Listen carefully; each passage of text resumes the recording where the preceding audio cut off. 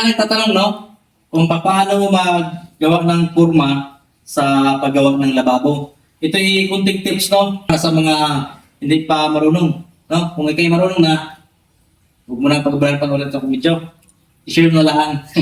O ito mga idol. Simple tips mga idol sa paggawa ng kurma mga idol. Para hindi kayo mahirapan magbaklas kapag mayroon ng buhos. So unang step, kunin nyo ang level. Yung top ng iyong buhos.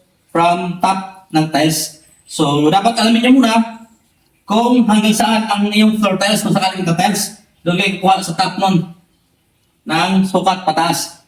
Oh, example, ito, 85 or 80. Yan. Kali sa top ng floor tiles, sukat tayo ng 80. 80, tapos ang kapal, depende sa kapal ng ating, ng ating ibubuhos. Katulad ito mga idol.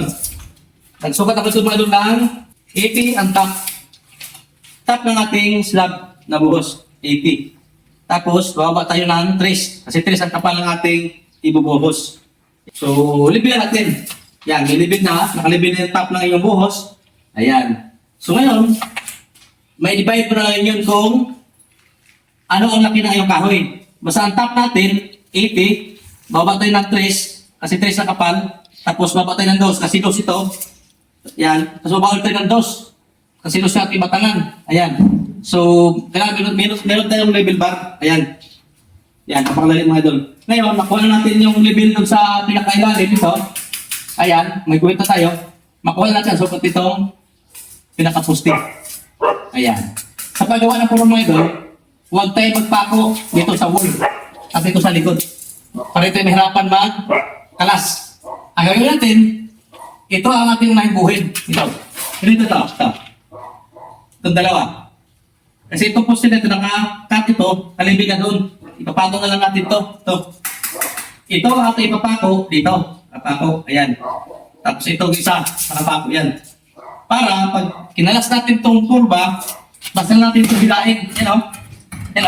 May movable po ito. Yung poste na ito. Babagsak na ito lahat ito. Bawa ito lahat.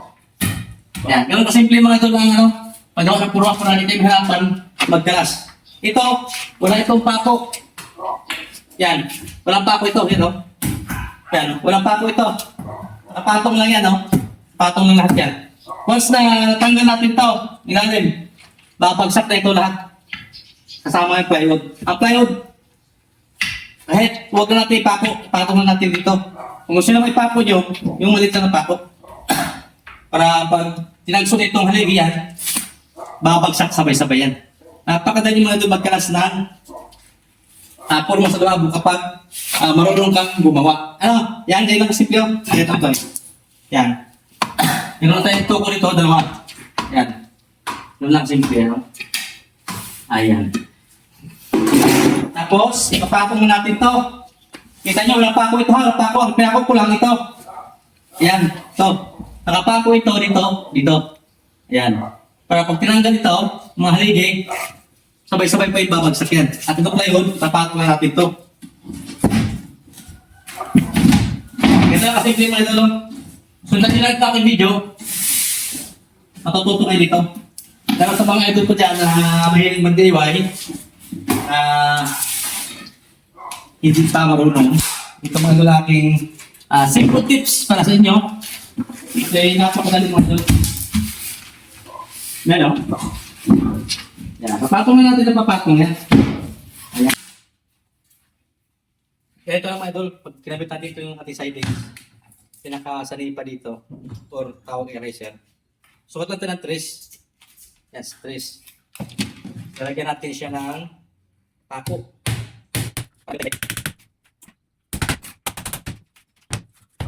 Mga idol, ipako na ito. Papatong natin dito. Yan kahit mag-isa ka lang, makapagabit ka ng forma. Kasi mayroong guide na pako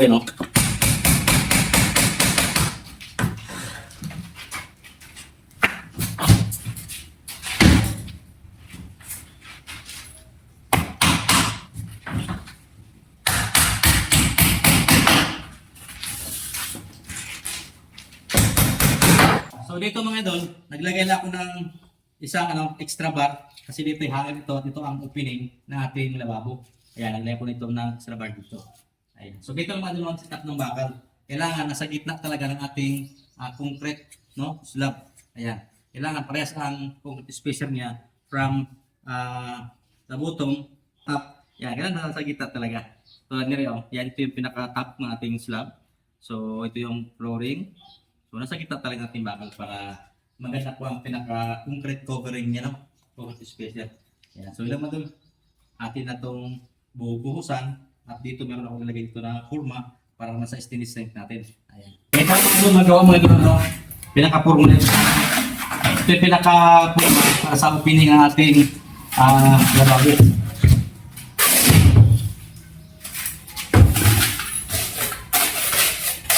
Basic lang mga ito. Hindi yung kaya ito aking discarding mga ito. Kung gusto nyo lang, kung ano nyo, huwag yung pilitin, huwag yung pipilitin.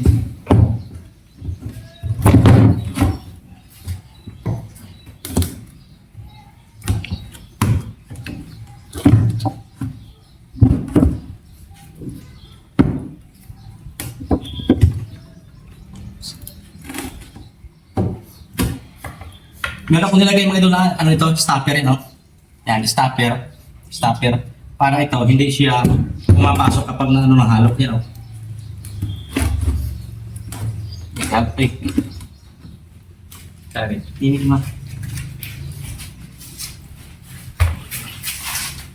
Ini para mahigpit ito. Ito yung halok.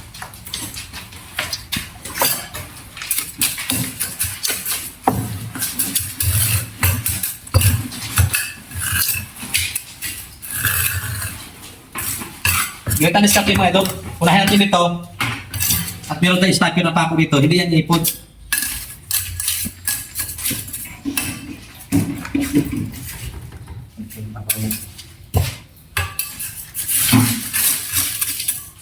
Ito yung mga stopper mga idol na mga bigano. Kaya kung ikaw ay kapuhan na mahilig mag-layway, ay yung ginaya ito mga idol. Aking stopper mga idol.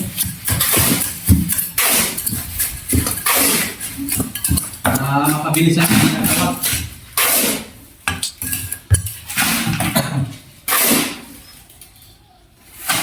I-check nyo lang kung sunado ang yung forma. Ayan.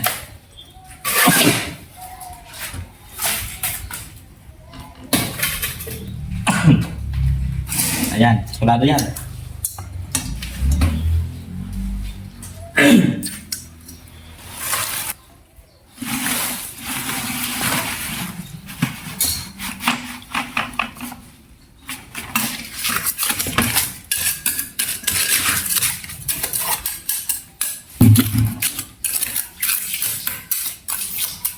Lagyan natin ang paikot agad para na mag-ibo yung ating forma.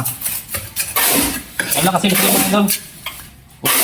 Hindi nakapix siya ng pako para madali tanggalin kung sakaling tanggalin na natin yung forma.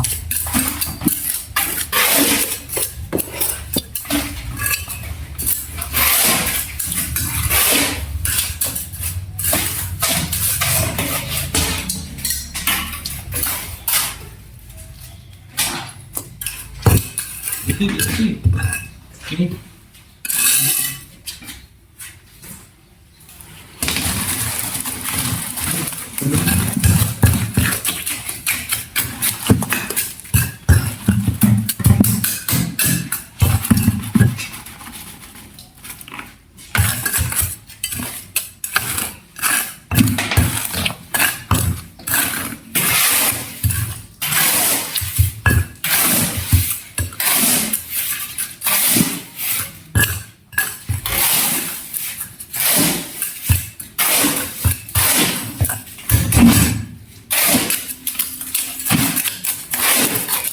Kulit pa lang ito sa harap.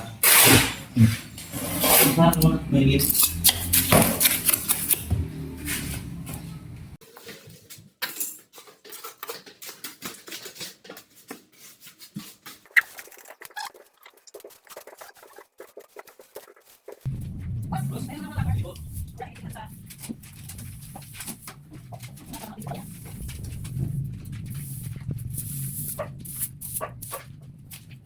So, ganito mga idol, bago natin ito iwanan, kailangan nawalis natin para magkaroon siya ng spike, no? Para kumakapit lalo ito yung ating adhesive na nilagay kapag nagtatalis tayo. So, yun lang mga idol. Thank you for watching. Follow and share.